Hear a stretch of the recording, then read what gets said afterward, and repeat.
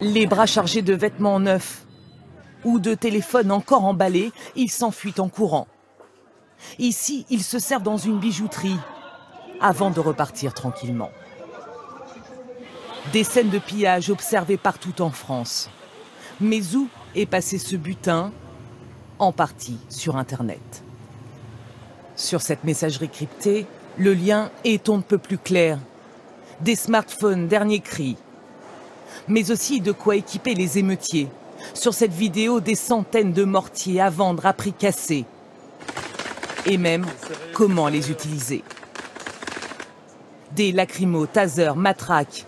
Et ce n'est qu'une partie de la marchandise.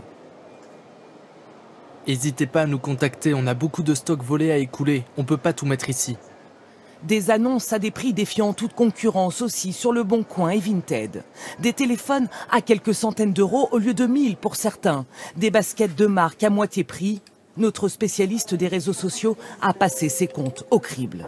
C'est un faux nom, il n'y a aucune évaluation. On voit une série de chaussures qui sont dans le même modèle mais de tailles différentes. Il suffit de faire une simple recherche sur Google pour voir que rien que la photo du profil est fausse.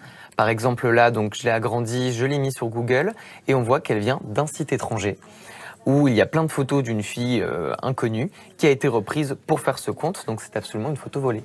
Contacter les plateformes de revente en ligne assurent être vigilantes sur ces annonces.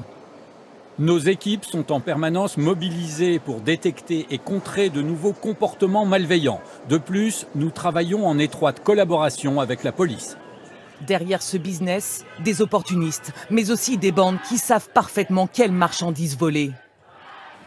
Il y avait des endroits qui étaient bien ciblés, des magasins qui étaient bien ciblés, notamment les magasins à la mode dans les banlieues. On voit bien qu'effectivement, certains produits vont s'écouler beaucoup plus facilement que d'autres. Contactés pour obtenir une copie des factures promises dans les annonces, les vendeurs ne nous ont pas répondu. Le recel de vol est puni de 5 à 10 ans de prison.